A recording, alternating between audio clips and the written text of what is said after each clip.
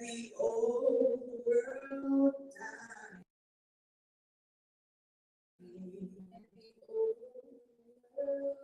Happy that the earth was dying to the beat of my heart. Do you believe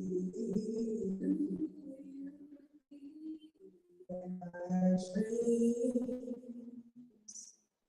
are extensions are waking on reflections of our waking moment.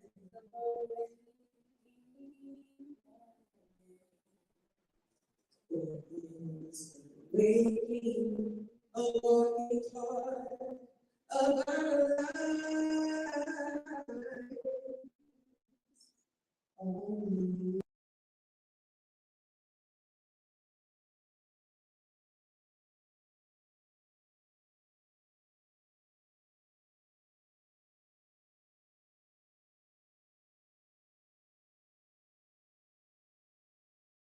we always say the Black Panther Party that they can do anything they want to us.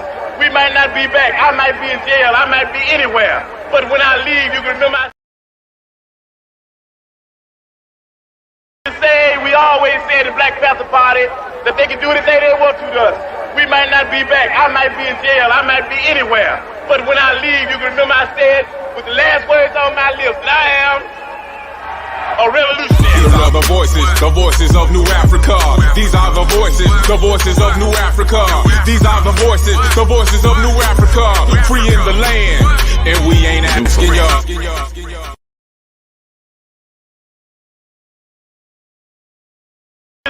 We always say the Black Panther Party that they can do anything they want to us. We might not be back. I might be in jail. I might be anywhere. But when I leave, you can remember I said with the last words on my lips that I am a revolutionary. These are the voices of New Africa. These are the voices of New Africa. These are the voices of New Africa. Free in the land, and we ain't asking y'all.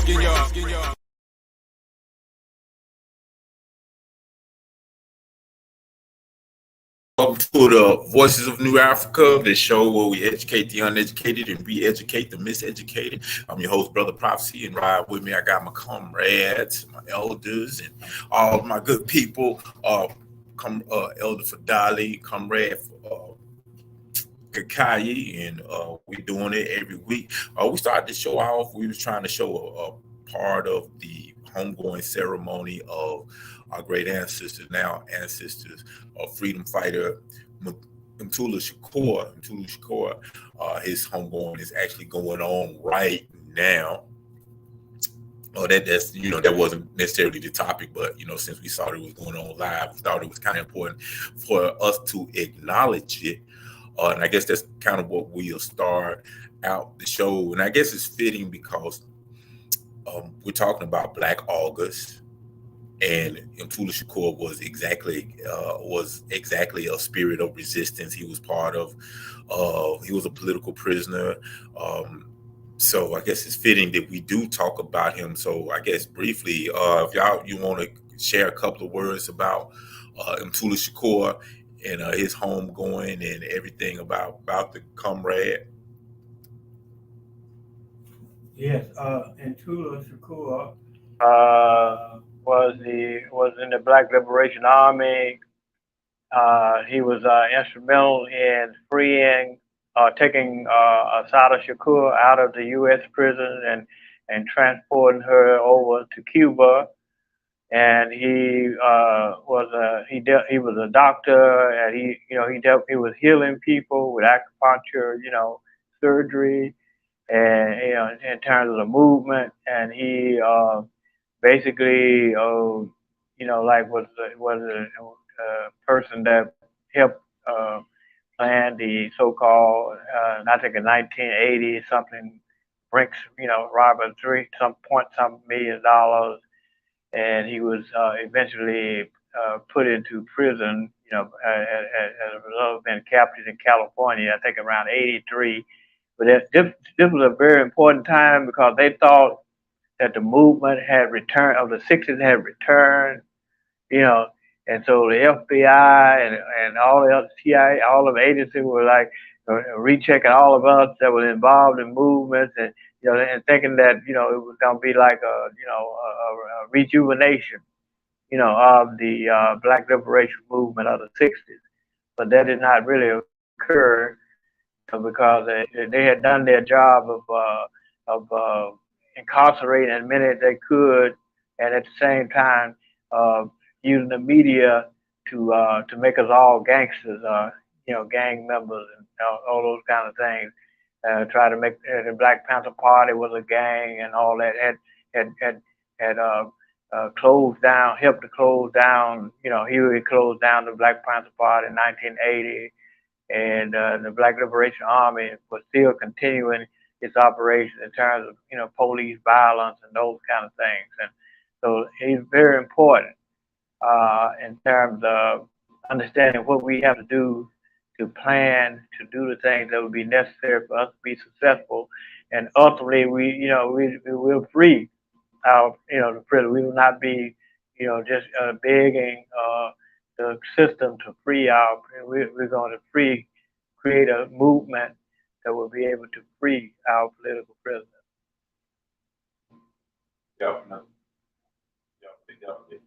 You want to add a couple of things while I'm sharing the show?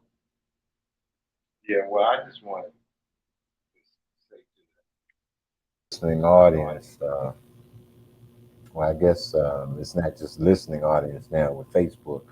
Mutulu Shakur was very instrumental in keeping the struggle alive. Some of the things that are said that he is responsible for doing in the context of us liberating ourselves, these were the things that were necessary to be done in order for us to move forward in liberation. There's nothing wrong with doing what you have to do as a people to secure your freedom. This is something that we don't ask people for. Freedom is something that we're born free. And we have to make sure that the people who exploit us and oppress us know that this will no longer exist.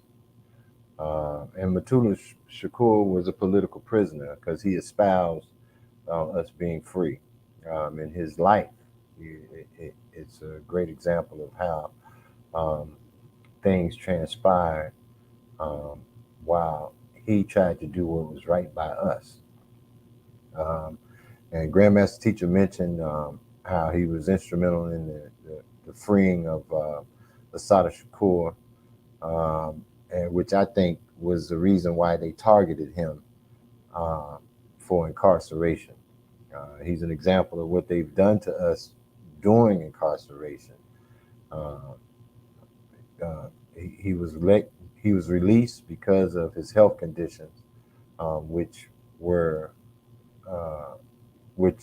came about during his imprisonment. And a lot of people can speculate on what happened there, but we have tons of examples of what they're doing to our comrades in prison.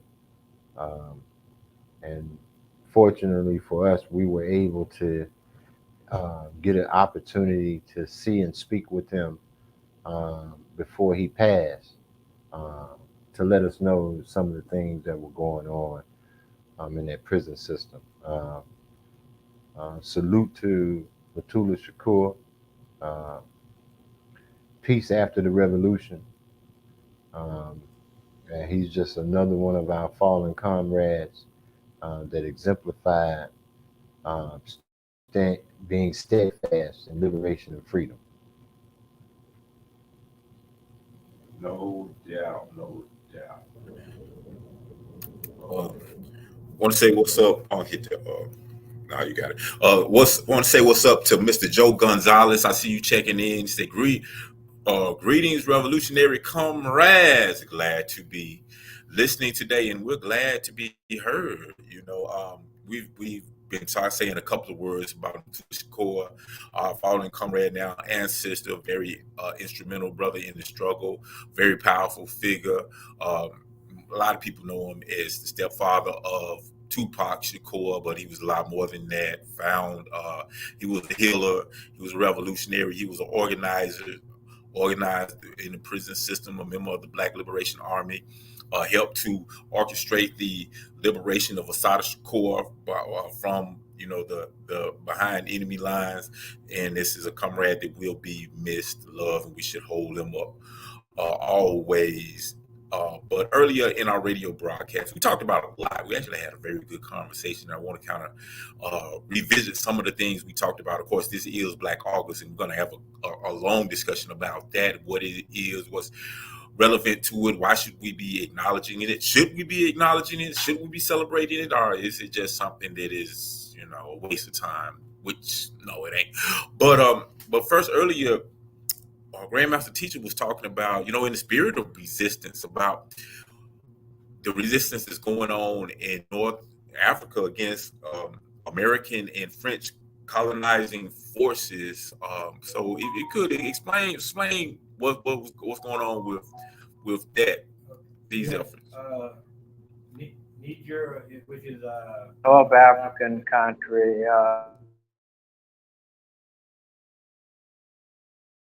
Libya. Hold on. Right. How you do? Okay. So in Africa, the United States and other colonizers are continually trying to keep us up under oppression and exploitation, and they're taking all our resources and all that. Niger came into the news started a couple of weeks ago when they overthrew. Well, first they showed the United States before the coup. They showed the United States supposedly training the military to go against what's called Al Qaeda forces, in Africa. And there's 1,100 troops, U.S. troops, at a base in Niger. And the Niger military forces were being trained to, pursue people that were supposed to be on Al Qaeda. And so in the midst of this, there's a coup. The president of Niger was overthrown by the military. And also in Niger, France, who is the former mother country colonizer of Niger, still has a base. France has a base throughout North Africa. Niger is a country that is rich in uranium and other resources, but mainly uranium. And basically, but the people are starving in Niger. Even in spite of this thing that they're trying to do, France and the United States come in trying to get the military to participate in activities throughout Northern Africa, places like Burkina Faso and Mali, and which are all former French colonies. So therefore, the people have risen up, and the military overthrew the president, the current president. They still got him in hold. They didn't kill him or anything like that. But the United States have put pressure on some of the other African countries that's in North Africa to try to threaten the people of Niger that if they don't restore the president, they're going to come in and do by force. So now, but the people are resisting, and they closed the French embassy down. The French had to take their citizens out of Niger. And the United States, in the last couple of days, have gotten a private plane to get all so-called non-essential, personnel out of Niger. But what we're talking about is that when we talk about these, we go all the way back. We don't have to go all the way back. We can go back to the Obama administration, which Gaddafi was overthrown by President Obama and Hillary Clinton and the other U.S. forces by shutting down their defenses so that they could not stay and maintain in power. And ultimately, they assassinated Gaddafi.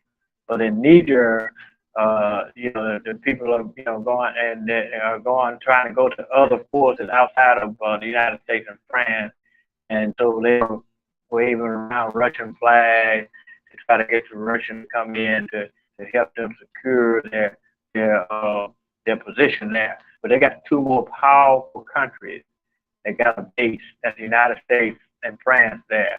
So we need to keep a watch on that. And what we were talking about too is the house slave and the field slave, the house Negro and the field Negro, field blacks and the house black, who basically want to try to maintain control for the enemy, to take all our resources, to do all the things. So, Malcolm X pointed out about how the house, not only, save the master, but wanted to save the master's house and all that, and the master got sick, the house they would reset, but the field slave prayed for a bigger wind to destroy the house, and destroy, all the forces that's in that, because, and we got to understand that in our political education process, we talk about political education, that we got to get our people to understand that there's a relationship in which we, as a people, have struggled against oppression, and the field slave is still existing today, and the house slave is still existing today. And we have to begin to try to see how do we get our political education right, so that we'll understand who the enemy is and who the enemy is going to utilize to try to stay in power. And this is what the United States and France and other European countries are doing, keeping people under their wing to become fighters for them, and keep confusion within the community. And they've done that here, even here in the United States, where they got people who were civil writers who came against Black power and became against any kind of Pan-Africanism or whatever, and they become Americans. And we have begun to understand, as Malcolm said, we're not American, just as someone who is at a table and they're supposed to be dining, and we have empty plates. You're not a diner unless you got food on your plate. So when we look at these situations, what we're talking about is to understand that political education is for the present, and for and we study the past so that we can know what's going on in the present, and we do the present. We do our organizing in the present so that we can go to the future. Because history is past, present, and future. So, in our discussions, we talk about how they have done everything they can to make us go through so-called education process of America and trying to be American. And I want to say this is something different in terms of what I was saying too, is that I went through the so-called American educational system, and I was one of the superior students in terms of grades and all that. But it does not make any difference whether you are able to read or not read in America, because some people want to say, "Oh, we got to get our people." No, we got to get our people to do political education, and the only way that we're going to be able to organize ourselves and get ourselves together and become the free people that we are going to be is that we got to do political education with our people, with our children, and throughout the process, we got to bring liberation to the fore, and we got to make revolutionaries, because you cannot have a revolution unless you have revolutionaries.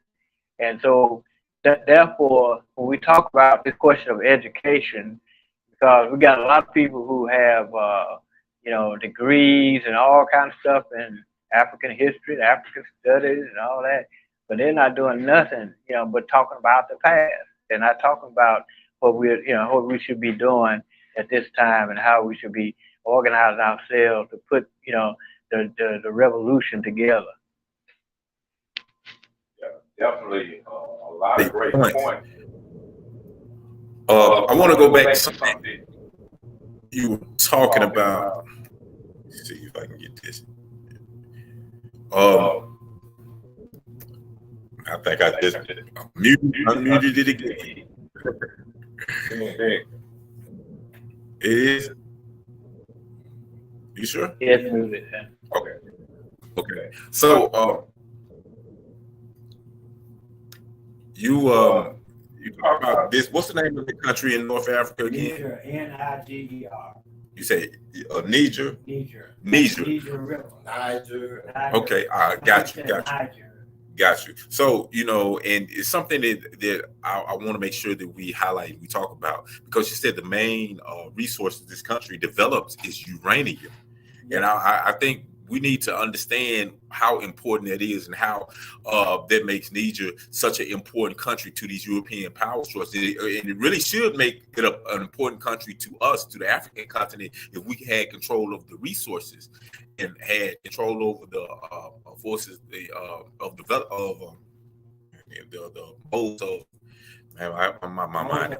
Yeah, modes of production. Yeah, thank you. But uranium is the key, the central ingredients in creating nuclear bombs. You can't really make them without uranium.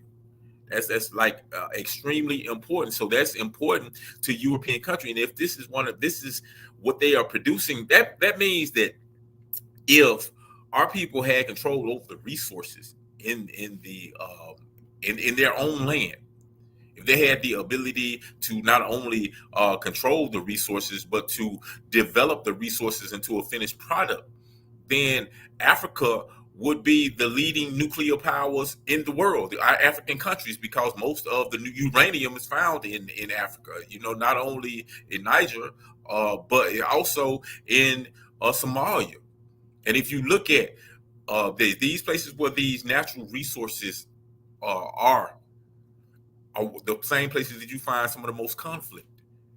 As you talked about, you have two military bases, France and the United States, in this particular country. This country, the people had to rise up and overthrow a puppet government, a puppet leadership. The puppet, they have a president.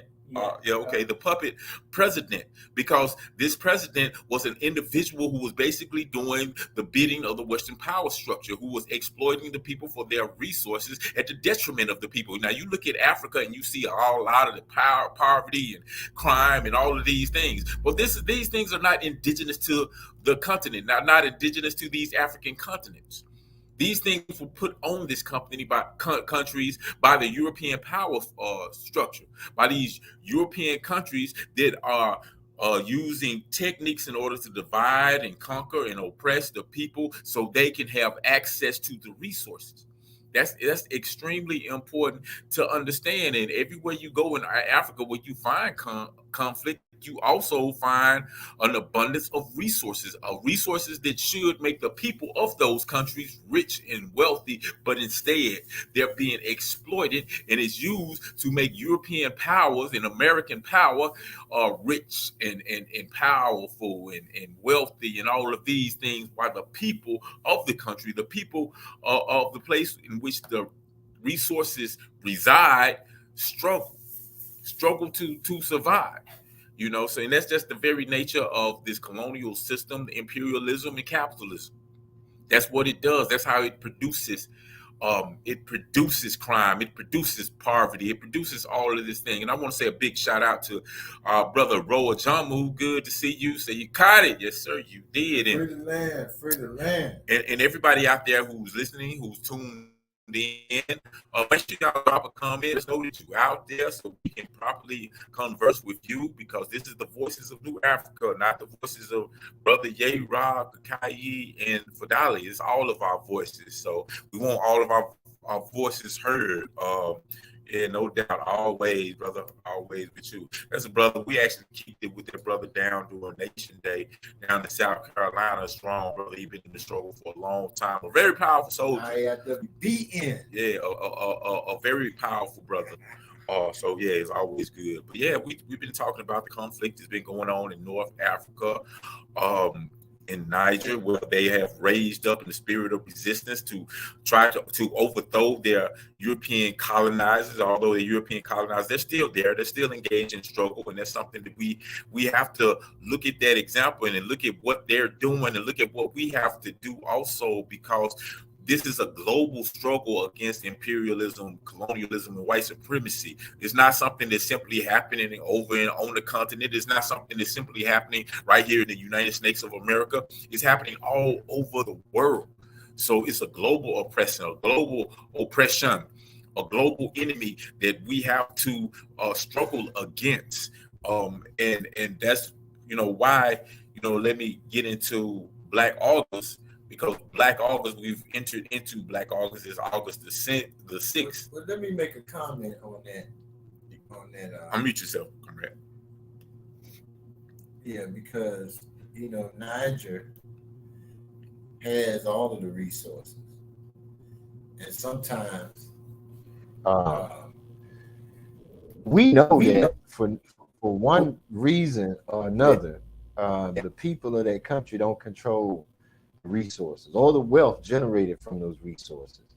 One of the things we have to recognize as a people here is some of the things that we have to make sure we stay clear of when we develop our own independent sovereign nation here.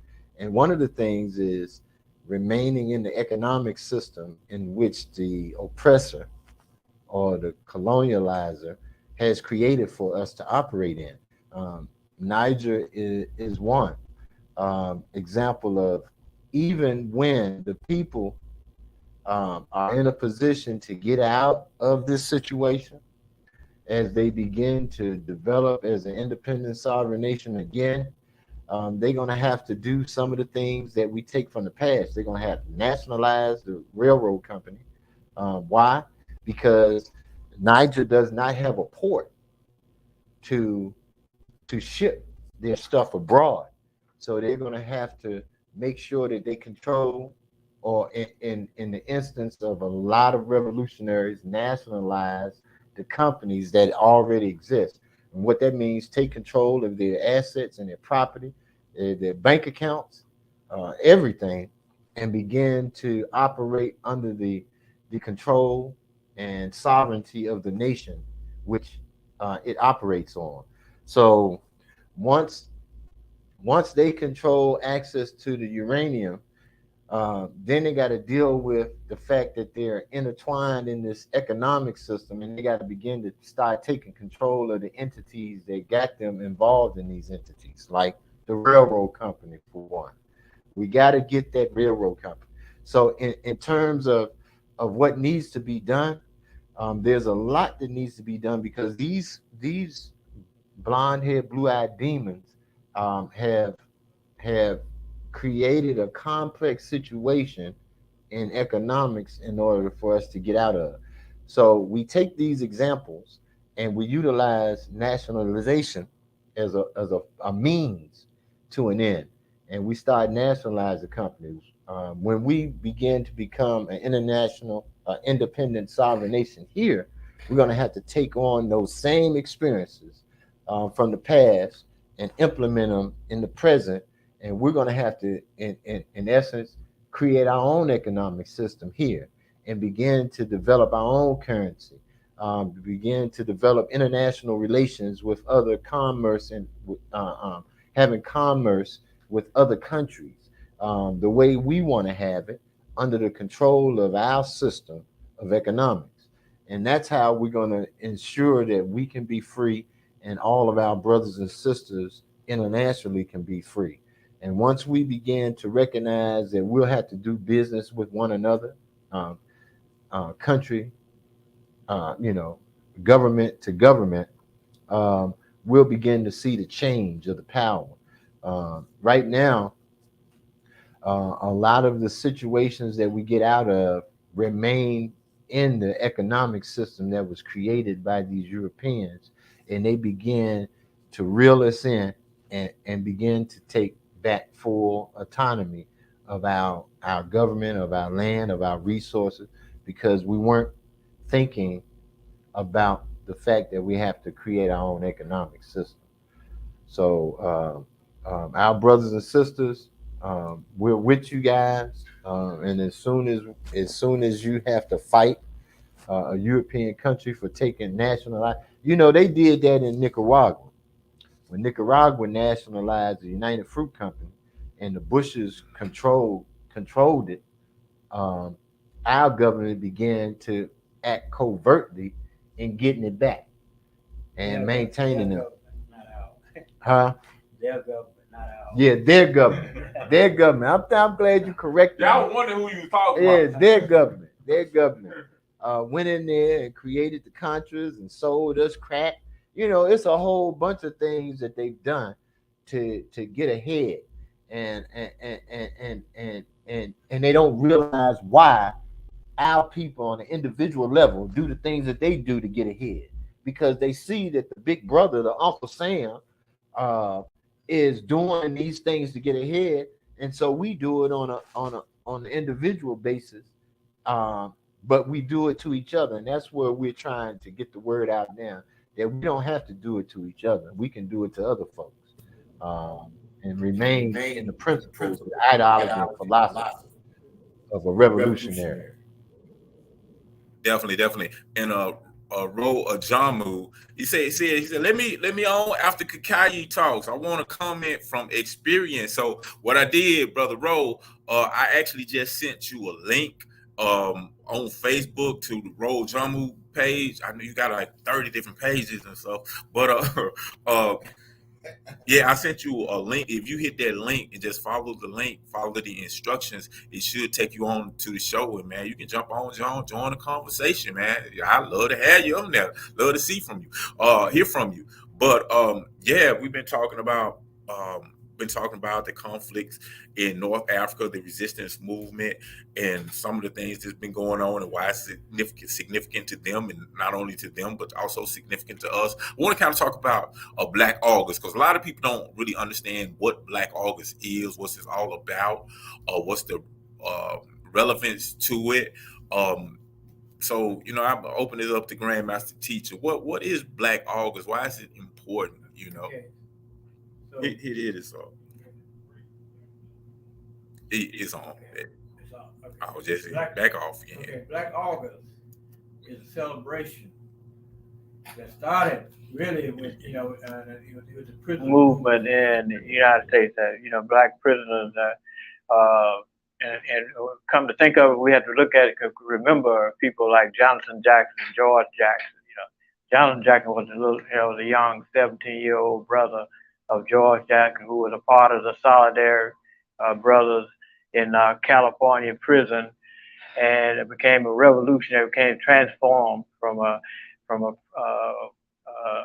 so-called criminal from a criminal mentality to a revolutionary mentality, and published two books, one called Blood in My Eye, and the other book called The Solidarity Brothers.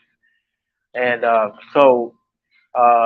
and we had many rebellions throughout the country in the 1970s and 1980s of political prisoners throughout the United States. And we had to remember too that within Black August month, we had the birthday of Marcus Garvey and a number of other things that have happened. And it's important because political education that we are talking about has to take place in the events and stuff that we organize around, so that we can begin to get our people to understand that the struggle is still going on, that the liberation struggle is moving forward, and in order to come together, we come together to plan and plot and do all those things that would be necessary by remembering those people who sacrificed their lives, and it so happened that a number of them that were instrumental in bringing attention to political prisoners and the question of prisoners in the United States. Definitely.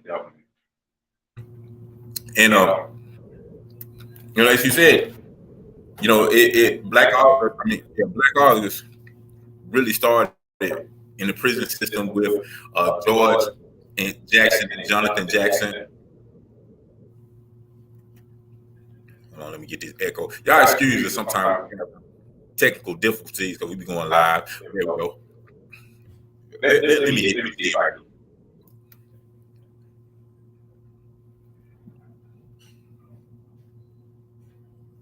Okay, there we go. So, as you talked about, Black August really started with Jonathan and George Jackson, the assassination of these two brothers in an attempt to liberate George Jackson from the prison system, San Quentin. It was San Quentin. Yeah. California. Yeah, in California, both of them were assassinated, and it really sparked the inmates inside of the prison camps to start fasting during the month of August, reflecting on different resistance movements, to study, to organize, and all of these great things. And it eventually extended outside of the prison wall because we discovered, we just reflected back and we realized there was a lot of resistance movements, a lot of acts of resistance, powerful acts of resistance that happened in August. All the way from the birth of Garvey to the Nat Turner movement to so many different things, and it really became a time of reflection, a time of organizing, a time of study, and really a time to celebrate the resistance of this system of oppression, the resistance from this system of oppression that we've been fighting against for the past 400 plus years, and this is something that's been serious. But I got my comrade, brother Jamu, who just Free the land. How you doing, brother? How you doing? For people who don't know, this is one of our comrades who was like very strong down here in Ida B. Webb. And I want, if you want to, talk about your history. I don't know how much about your history you want to let people know, but I just say this is a strong brother who is really powerful at really transforming brothers who got that street mentality and elevating their mind. He done some amazing work here. So I'm really happy to have this brother joining the show. Wasn't expecting it to happen, but how you doing, comrade? I'm gonna let you talk. I'm doing it as well as possible with where we at the moment. You know what I mean? But I heard Kakai say something, man, and he was saying about not getting caught in his economic system, man. Mhm. And it just sparked the thought because and I'm definitely in spook mode right now, reading between the lines. I'm at work right now, but Okay. I learned from experience, man. Even with knowing what I know, and you know what I mean, having a general understanding of everything, man. We get caught on a hamster wheel, and I'm honestly hoping some of our folks watching. But we get on the hamster wheel. I got on the hamster wheel. I jumped on the hamster wheel. I went from making a certain amount of money in Memphis, and I relocated to make more money out of town. You know what I mean? And then I got to the point where I started to really notice what we talk about, like in my life. You know what I mean? So it's like you can't beat the economic system. Like, say, your first thing you want your house, you want your car, you want some nice clothes. Then you get a better job, then you want a nicer house, a nicer car, nicer clothes, and we keep putting off the immediate goal. You know what I mean? And we even say, hey, I'm gonna go and make some money over here inside this economic system so I can bring it back outside of the economic system, right? But when the number one goal is to create independently of that system, ways to make transactions and to get what we need. You know what I mean? So now one of the things I started to notice, I'm like, hey dude, we can actually go work. You know what I mean? But it's setting us back. It's hard to think and come up with a way to produce money on your own or create a source of income on your own. You know what I mean? But we out here. We need to eat, and we need to eat good food. We got plenty of brothers and sisters out here that's gardening and farming, and the food goes to waste. You know what I mean? I think one of the main things is like he said, separating from the economic system, and it's tough to start. You know what I mean? But if we start from the bottom, you know what I mean, working on our own, trading on our own, taking care of our own, bro, it get easier about a day. You know what I mean? Mm-hmm. Yeah, and you making a lot of good points from a real, a real practical situation. Cause like under the economic system is capitalism, it ain't really designed to make sure that everybody's okay. It ain't. It's really like you say, it's a rat race. It's a wheel that you're gonna be on one way or the other. And the thing about the problem is when it. A lot of our brothers and Grandmaster Teacher was talking about this, the difference between the house slave and the field slave. Um, a lot of us are just resigned to believing, well, you know what, I'm tired of being oppressed, I'm tired of being exploited, I'm tired of being brutalized, I want to get in with the slave master, I want to be a part of him. But the reality is, once you do that, then you just become a part of the colonizer. You just become accepted by the colonizer, and you colonize the rest of your people. You exploit the rest of your people. You oppress the rest of your people. So this is a vicious cycle, a vicious system. And the only way that we actually going to truly get real freedom, not a pseudo freedom, not the appearance of being freedom, not just being accepted by white folks and they give you a pat on the head and say, you did a good job, bro, whatever. But in order to get true freedom, is we got to have a whole different system. You know what I'm saying? We got to, like you said, we got to start because things develop, you understand dialectics, things develop from the simple to the complex. So we got to start on a simplistic level of working communal with each other, each one teach one, each one work together in order so we can become independent of this system. Because if we understand, we look at the stock market, we look at what's going on in the news, we look at, nothing lasts forever. And eventually, if it's big and it's powerful as this system is, it eventually is going to fall. And by us being so connected, being the foundation of this system in which the system stands, once this system falls, it's going to fall right on our head. You know what I'm saying? So regardless to whether you love this system or not, it is imperative that we struggle to become independent of this system, because once it falls, it's going to take us down with it. You know what I'm saying, comrade? You had anything you wanted to add to that? Anybody? Yeah, as you were saying, each one teach three. Mm-hmm. That is you got when you got at least three people together, you become a collective. And in that collectivity, that's how we gain in terms of move.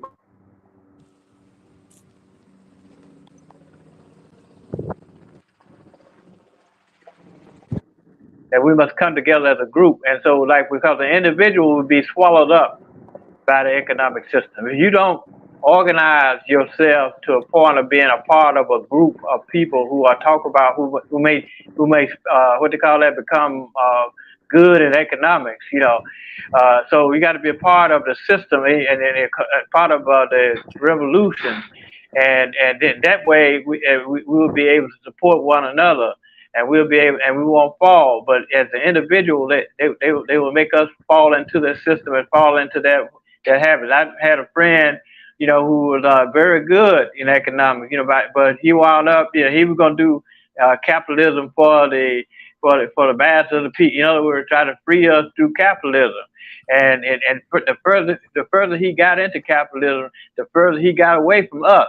The further he got away from doing the things that he thought that he would be able to necessarily, because he was very good, in doing economic things, became a millionaire selling insurance and became a property owner. But it was all about him as an individual. And ultimately the government, came and took everything that he had, took everything, because he was vulnerable. You become vulnerable. Even if you're helping somebody that's in the movement or helping organizations, you become, if you just do stuff individually, you will become vulnerable to being swallowed up by the capitalist system.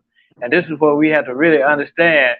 And the house slave, the people who are the house slave, want to keep us in there because they want to be there with the master and the master. But many of them are falling, as a result, after they've allowed themselves to be used and used up by the enemy, have fallen, out of any kind of economic consistency or anything like that. And let me just add to that. And by no means am I saying that there's one solution that is a blanket solution for all of our problems. But when in terms of involving us as an organization or group of people to solve a problem, um, sometimes we have to utilize information that we've learned in our studies and apply it so that it'll turn out to be social practice, and then we'll find out the truth. One of the things that I stumbled across in my experience is that sometimes we can get a lot more done for ourselves practicing the art of deception, meaning giving the appearance that we're helping out the Europeans in some problems that they're having, but in reality, it's a mechanism or a way to organize ourselves to economically advance, while the perception is we're helping solve some problem that white people are having. And I've talked about it a lot to a lot of my comrades, and in particular, my comrade here today. So we got to make sure that when we begin to practice the art of deception, that we begin underground as an organization and begin to implement and create an industry that is productive for our people, but it gives the appearance that it's helpful to the oppressor or the colonizer.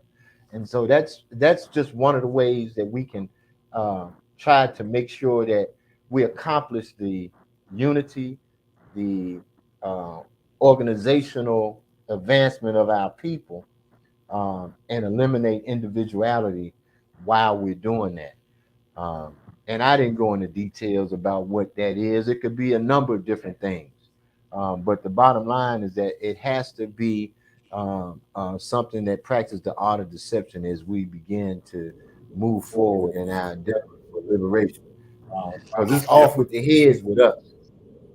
That's why we do have things that are not visible, because we know we're not prepared for all out war right now until we get our people together and unify them through organization.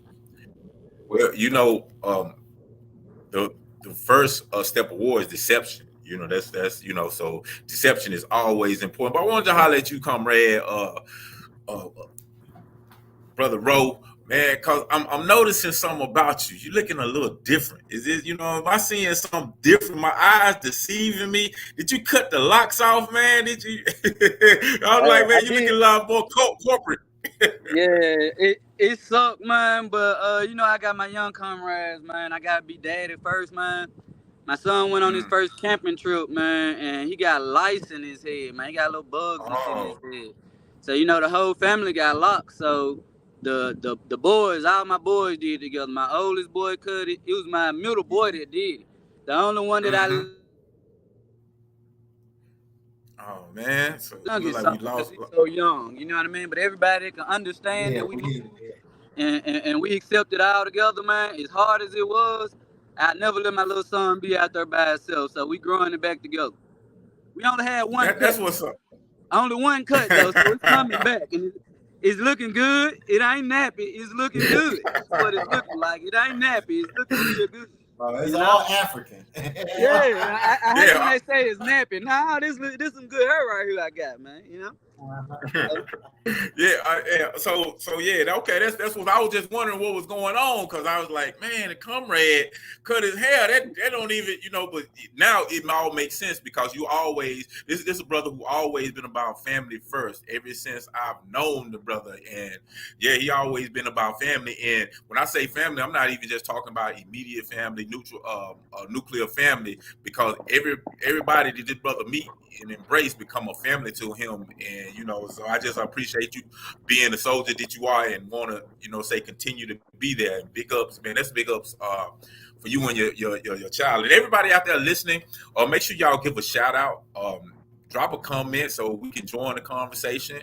I appreciate everybody checking in. For everybody who are commenting, I see Sister CC. How you doing? This first time you checking in. Mark Harris, how you doing? Thank everybody for checking in. Sister Cece, she says, peace and love, everybody. Yeah, peace and love to you. Thank you, Joe Gonzalez, for inviting people in. That's what's up. That's what's up. So yeah, man. But comrade, how you been doing, man? How is the level of consciousness down where you are? You are. Where are you? Exactly. I know we met you. South Carolina. I'm in Myrtle Beach, South Carolina right now. Okay. All right. Now, the consciousness level, man. I'm an honest person, man. I've been in work mode. You know what I mean? I've ran into a couple brothers out here. It's a lot of interracial couples out here. You know what I mean? I see that more than anything. Most of the black men I see try to move like the European. We got some Jamaicans up here. It's all about the culture. You know what I mean? So that's about where I'm at with it as far as getting into it, bro. You know what I mean? But one thing I did want to say before I lost my thought, man, as far as the individualism thing you was talking about, bro, I think that's very, very, very important, bro, because even like I think in my head, I can say in my head, my thing was, hey, let me go back in, maximize my funds, and bring it back. You know what I mean? Bring it back to the nation. You know what I mean? And it all sound good. You know what I mean? Until you get in the midst of it, and you see the biggest. That road. Okay. My clientele grew very fast over 2 years, so it created jealousy. So before I can rocket past certain artists, the manager started to do certain little shit. You get what I'm saying? So it get to the point where I'm like, I want everybody that's listening to understand. We be like, hey, I'm gonna start investing in the nation or put my work in for the nation as soon as I can. You know what I mean? Like I'm gonna jump off this hamster wheel and be part of the nation and make my contributions and help where I can as soon as I'm in that position. And one thing I started to notice, if you work in this capitalist system, you'll never be in a position to bring the nation to fruition. You know what I mean?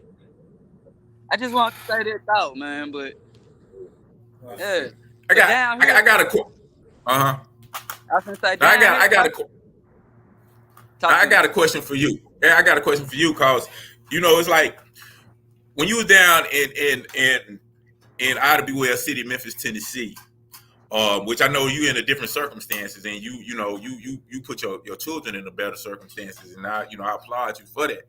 But when you was here, you was one of the most effective organizers, one of the most effective people that I've ever met at being able to talk to that criminal or that lumpkin class.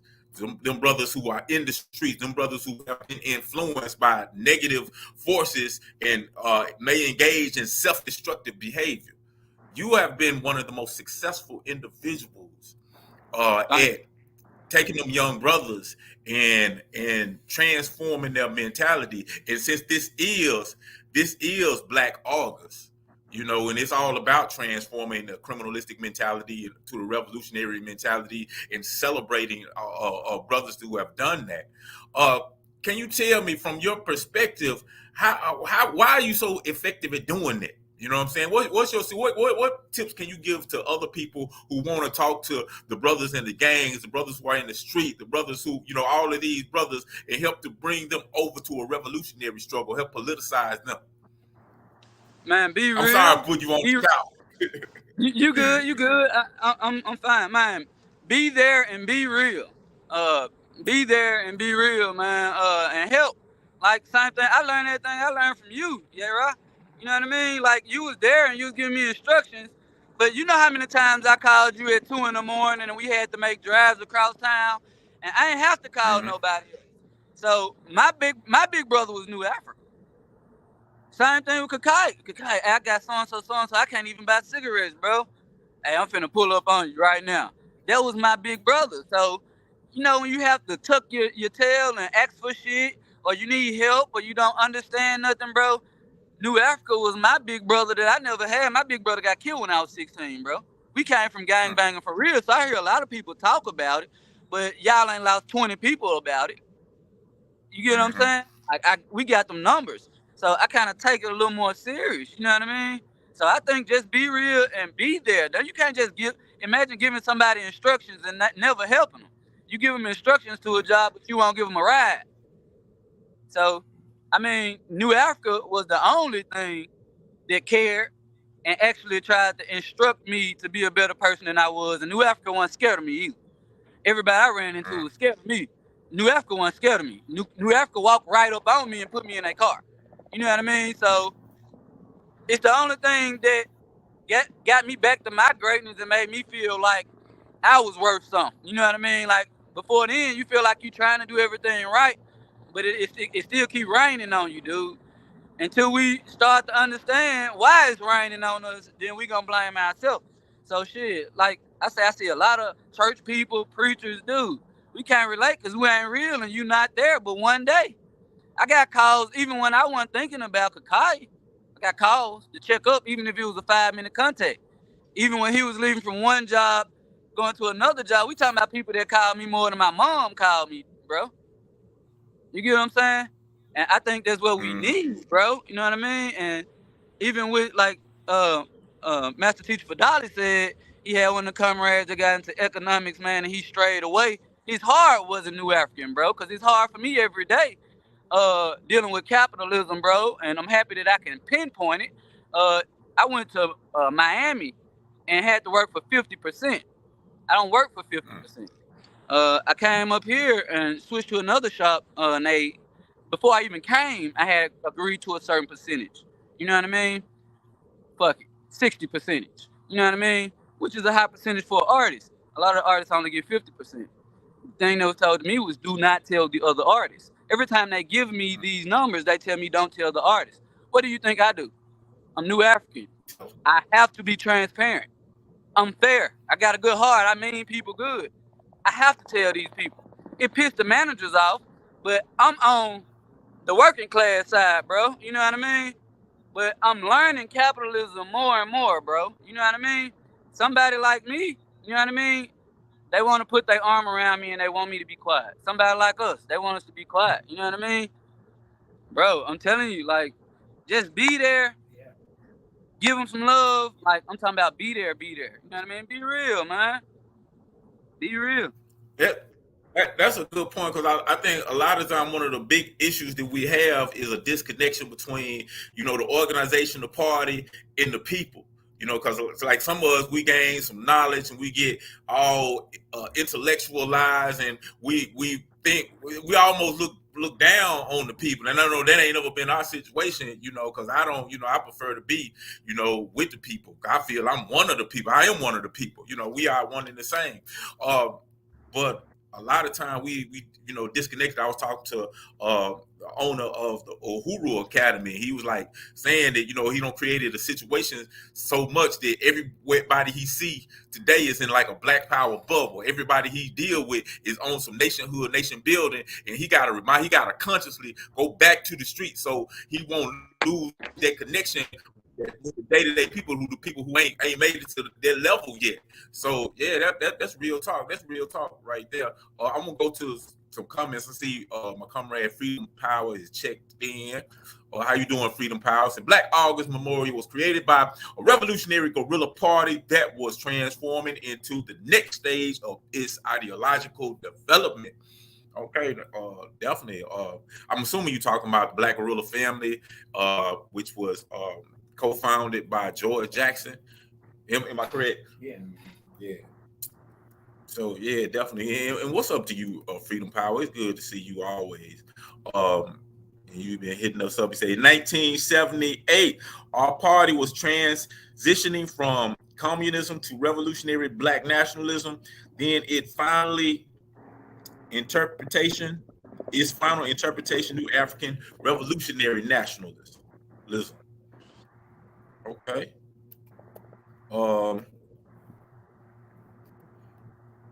Let me see. Let me see here. I'm trying to pull up your other. Oh man, you've been hitting us up big time. This ideological struggle within our collective movement started in the 1960s, but it reached its ideological maturation in 1978. By 1981, we were full-blown new African revolutionary nationalism, and our creation of Black August Memorial also had evolved. I had a question for you, Grandmaster Teacher, because he was like saying he moved from communism to new African revolutionary nationalism. I mean, I don't think that they conflict. You know what I'm saying? Yeah, because it's like communism. That's more of an economic system. You know what I'm saying? And you don't necessarily have to abandon communism in order to be a new African revolutionary nationalist. No, you don't. Yeah, that was. You do have to abandon the white support that was misleading us and our women to the detriment of our struggle. You're not on your microphone. But anyway, let me finish the comment. Then I get it. So by the time it reached people outside of our collective, it was 100% a new African revolutionary nationalist memorial. And okay, all right, and I hope I ain't misinterpreting what you're saying, freedom, power, but I know that within the movement there's a big split between people who advocate for communism, for socialism, and Marxism. It's more so a disagreement with Karl Marx. And from my understanding, I never known the Black guerrilla family to abandon communism. And it might just be something that I didn't know. It seemed like what the brother is just saying is like he interjects in that conflict between Marxism, communism, and the Black August struggle. It's like they're not necessarily separate. They're not necessarily the Black August, new African revolutionary nationalism is not necessarily at odds with communism or socialism or Marxism in general. Those are arguments within the party, but the evolution of Black August did not necessarily have to go with the abandonment of communism, because I know it's a lot of people who are within the party right now who would be shouting at you for saying them things. Am I wrong by saying that? So he said that it evolved, like it was a part of it. Still, it moved with it. Communism moved with it as it evolved into. So it's still a component. Communism, and that's what I took from it. It's still a component. Okay. Of the struggle, but it's not the leading force behind Black nationalism, because we focus more on, and this is just my interpretation now, we're focusing more on everything that Black people have to do. But see, the communism during that time was a bunch of Europeans trying to join onto our bandwagon and separate our women from us. Okay. And so that facet that's feminism. was detrimental. But the idea and the concept of communism is a part of the struggle still. That's what I got from it. Okay, let me say this. We have not, like when we move, we struggle against Marxism and sometimes Marxism, but what we were saying was and like a lot of good things in Marxism, but Marx did not invent socialism or communism. And Nkrumah said that when we talk about communism or socialism, it starts with communalism. And communalism, and the other elements are dealing with imperialism and capitalism and all that came out of slavery. And so consequently, when we talk about nationalism is part of a stream of thought that we're talking about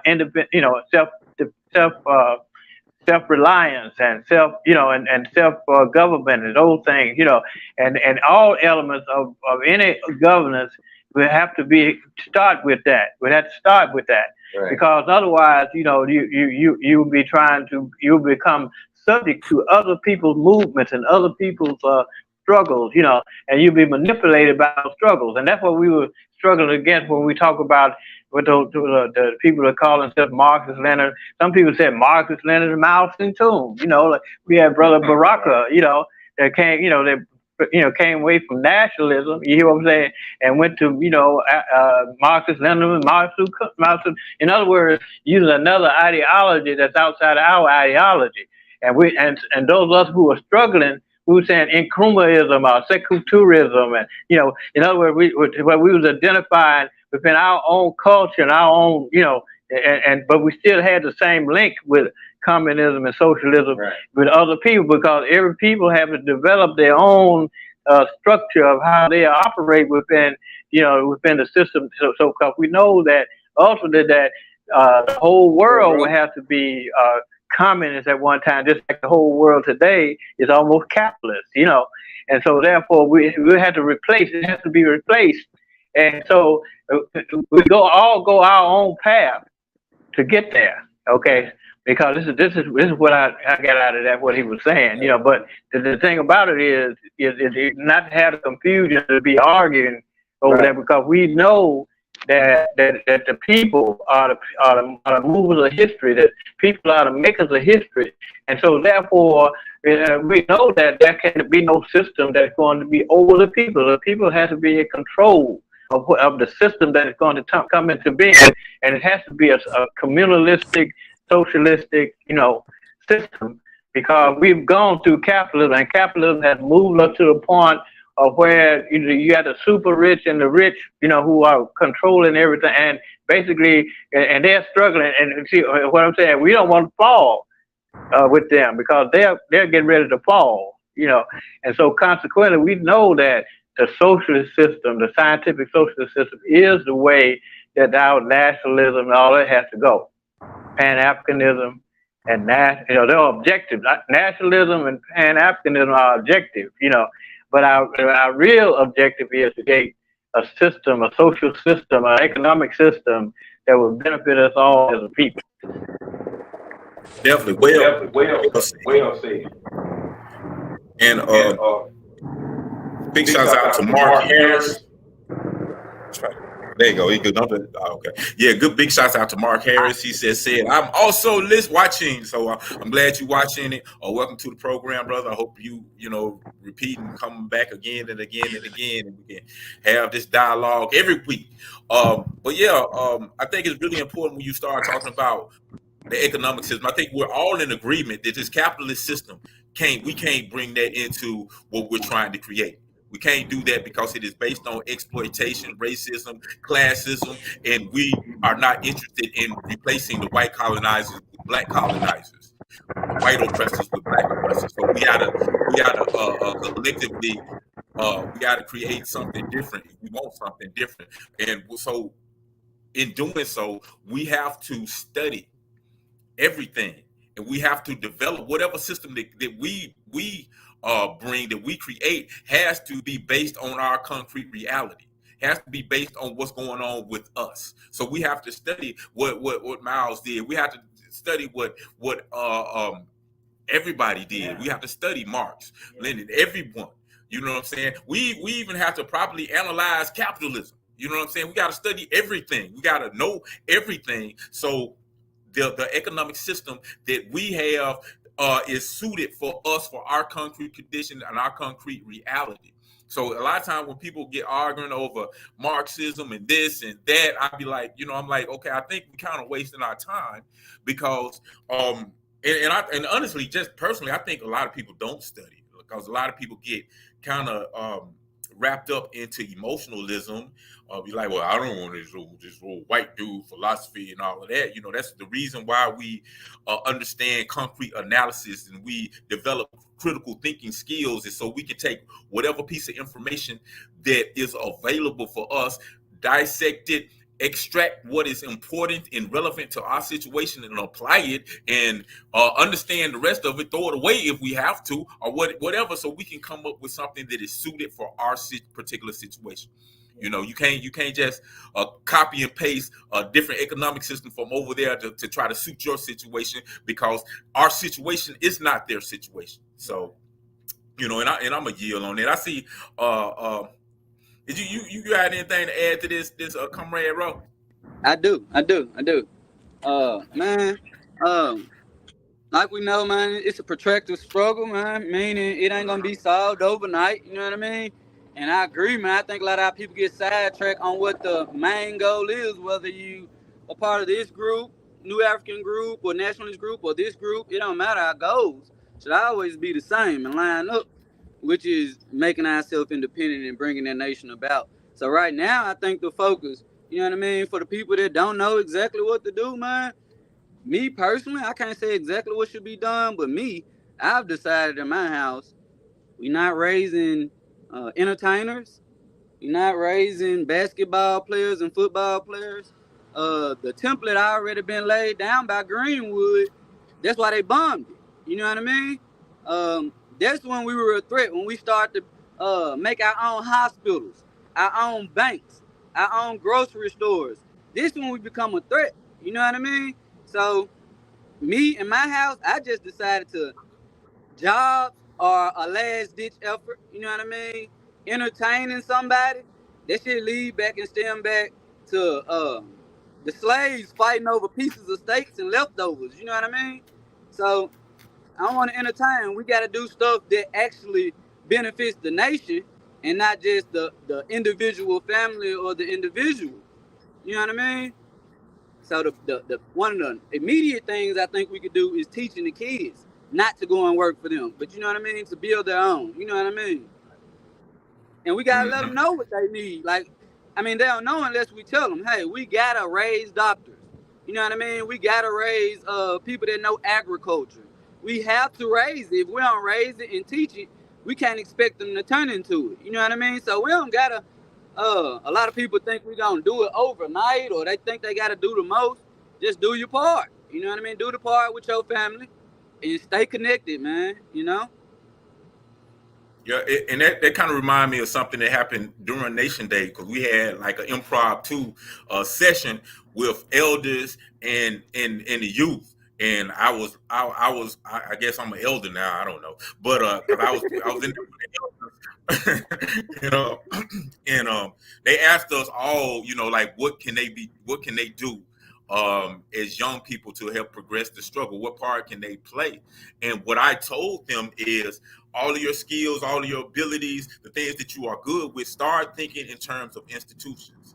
You know, how can I use my skills, my abilities, my training to create institutions for our people? Because we have to be about the job of building institutions and taking control over the institutions that control our lives. Because right now, that's one of the easiest ways that this system is oppressing us and exploiting us, through the institution. Yesterday, we was at the Vegan Fest, and we had a lot of holistic health people and practitioners talking about how the medical industry is destroying us, and how the food is destroying us, and how all of these things are destroying us. Well, if we understand that all of these things are destroying us, and all of these things are produced by industry and institutions that are controlled by people who benefit from our exploitation, then we got to cut that right there off.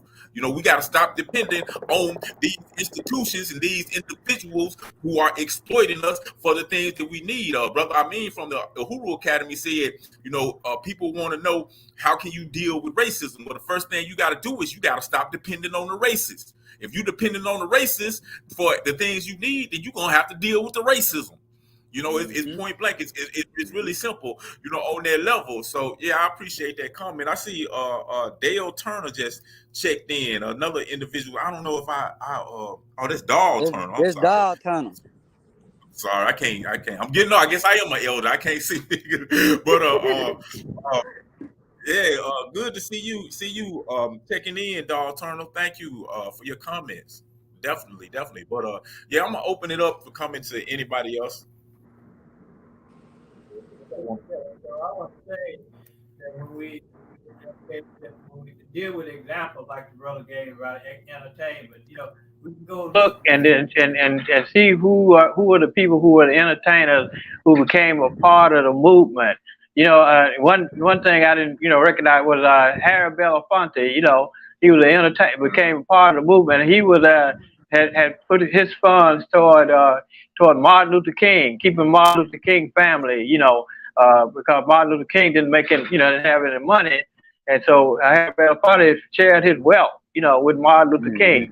But I use that as an extreme example that the entertainers or people who are in these positions wanted to influence our people.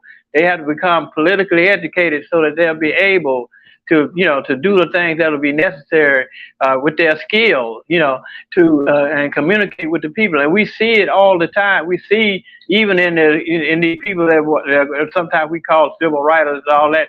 We see people standing up, trying to stand up. But what we want people to stand up is to be a part.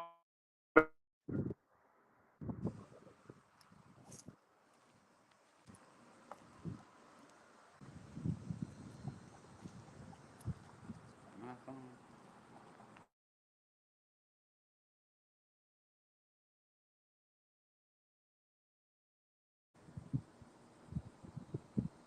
What happened?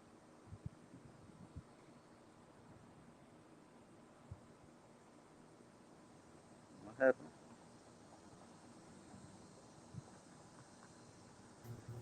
I just moved. Yeah. There we Now you got to hit the mic again because his mic is off for some reason. Y'all look over us. We be having technical difficulties. There you go. There you go. All right, comrade. Right back off. Collectively, okay. Well, you go to somebody else. I tell you what. Okay. Kakai, turn your mic on. Yeah, let them speak. Speak through you. Yeah, go ahead and speak loud enough. Okay. So what we have to do as a people is in whatever talent that we might have, we must organize ourselves for the movement, for being a part of the movement. And so therefore, like if a person goes into whatever profession they go into, they can become an organizer, they can become a part of the system of what we're trying to do as a people. And as long as they are true to that and true to becoming being a part of the liberation struggle, then we'll have no problem. And so organizing ourselves based on occupations and things that we might have to be because we exist in this system, that we might have to we continue to be a part of that. Then we find ourselves not just being individuals, but being identifying with the people and being of service to the people. Wherever we do, we must become of service to the people, and we can be communicated with those people in all those places that we go within this system. Okay.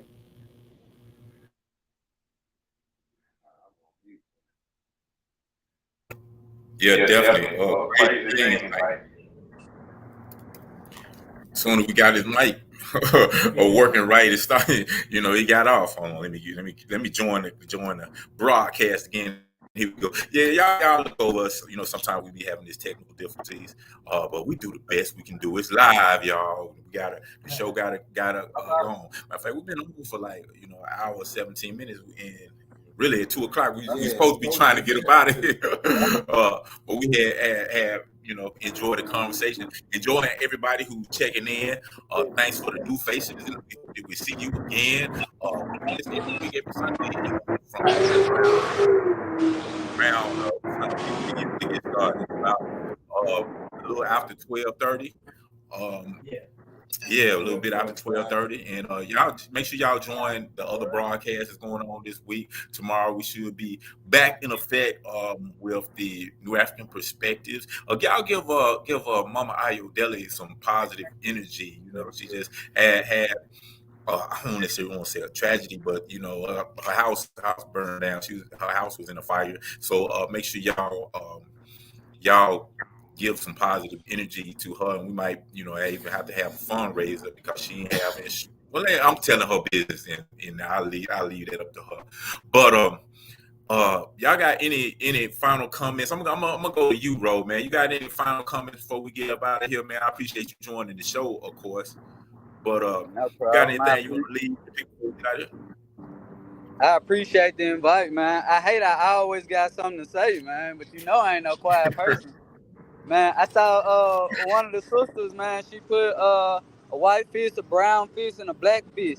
And just for clarity, man, man, the new African horror, man, is one of the purest horrors I've ever seen, man. Uh, the way a lot of people been taught in America, we don't even know economic system. So when we speak of capitalism, it might sound foreign. Uh, but from first hand examples, I've seen how capitalists think, and it's not the way we think. We try to take care of our people. We try to watch out for whoever we can, white, black, blue. Yeah, we don't matter. We mean good. If you do right, you good. If you do wrong, you're not good. So we just telling truths and histories. History shit you can look up. You know what I mean?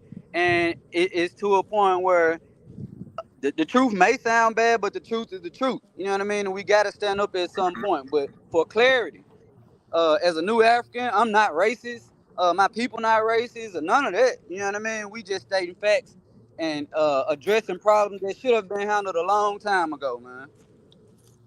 Definitely. And that's a good point. A good point that you bring up. And I wanted to, say a couple of things, because a lot of times when you understand and you learn about the power structure, you learn about the system of capitalism, you learn about the system of white supremacy, and understand, I said white supremacy is a system. When we understand how they operate, when we first get revealed the truth, it sparks anger, and sometimes it comes hatred. But as you progress and you grow, you can't stay at that level. You know what I'm saying? Because it ain't about hating an individual because of a color. It's about hating a system that is really oppressing us all. It is a system of oppression. And that's what we up against, the system, because that's why we always said we have to understand what the nature of capitalism is, because we can abracadabra and make every white person in the world disappear today.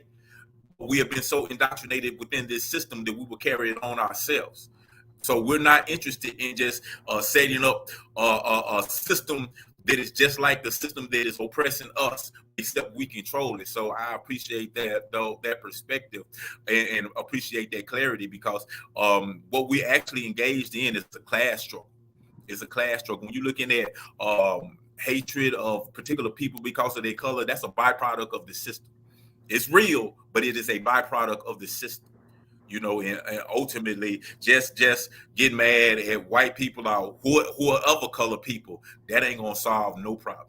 It ain't gonna solve anything. You're just gonna continue to perpetuate the problem, and your people will rebel against you because you overthrew this system and set up the same type of thing. So thank you with that, comrade, and I appreciate you coming in, man. I hope everything is working out well for you, and you lead them young soldiers, and good looking out, man. You cut your hair, and I was like, why did you cut your hair? And then you told me why, and I'm like, that is so raw. Yeah, I gotta stick with the crew, man. Tribe or nothing, man. Yeah, Tribe definitely. I Ryan definitely Smith miss just y'all checked in. though, man. Can't wait till I run into y'all, man. I just saw Man, they made a post about next year's Nation Day. yeah, yeah. Nation Day is in I think Columbia, Georgia. That's down there with brother Bomani and Ajawa, and I hope I pronounced that brother's name. But they're actually doing some really good, powerful things down there. They're good people, man. It's a lot of good new Africans all over the nation, man. And it just you have opportunity. We gotta all link up and build. So yeah, that's I'm looking forward to that. And Ryan Smith, I think he was commenting on you. It's like inspiring and powerful words. No doubt, no doubt. But yeah, comrade Kakai, you got anything you want to say to the people before we get out of here? Put yourself Yeah. off mute. Just that we are good-hearted people. We've been struggling all of these years, and at no time did we not um, recognize the things that were going wrong with other people. It's just time for us now to think about ourselves. It ain't nothing racist behind it. It's just that it's long overdue for Black people and others to think about the solution to new Africans' problems here in the United States. And that's all coming together and creating a new independent sovereign nation on our own national territory. And it ain't no racist about that. It's long overdue that all of us focus on what's right for us and put everything else second. Definitely. Here come Red. I'm gonna go to oh, there you go. You in there. Okay. So yeah, but Dolly, you got anything you want to Yes, I want to say that, you know, when we don't want to mistake, you know, like when the people talk about racism, about individual race, we cannot do anything about individual racism or individual white racism. That's something that's in their head, and we don't want to get into white people's heads. What we want to do is to understand that we are colonized people. That's a political thing. That's a political solution. That's an economic solution. And once we understand that we are colonized, are neo-colonized people, then we'll be able to organize it. But the system of white supremacy, which is the enemy of all people in the world, and understanding that our position should be against that whole system, against that, because the average individual, you know, white doesn't have no power as far as our lives are concerned in terms of that, and that's their problem. You know, they have to solve their problem. We don't have to solve that problem. So if anybody wants to incorporate us into into that particular type of mode of thought, they're taking us away from what our real struggle is all about. That is to control and our own destiny, our own lives, so that we can be able to do those things that are necessary for our children, our grandchildren, our future people that are going to come into this world. definitely wait on Yeah. stage?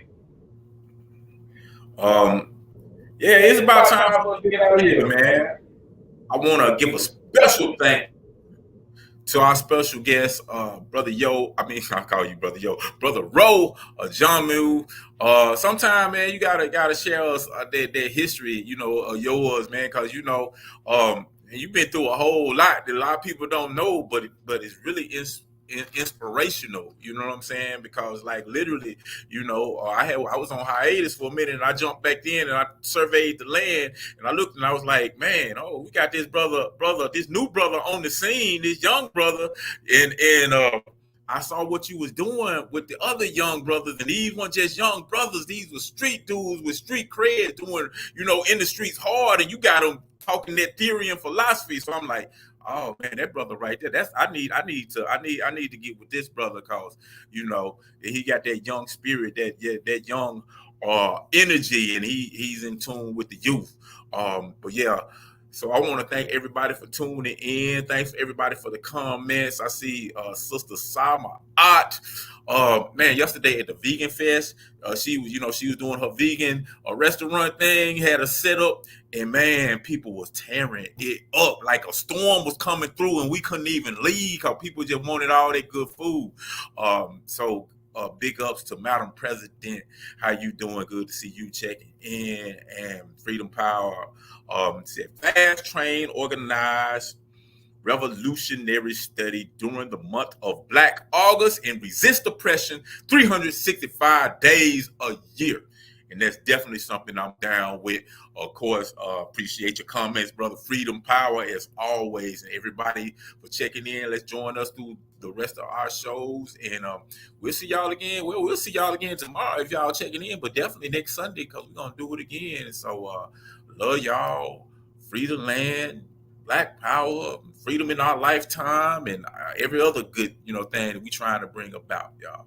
We always said in Black Panther Party that they can do anything they want to us. We might not be back. I might be in jail. I might be anywhere. But when I leave, you can remember I said with the last words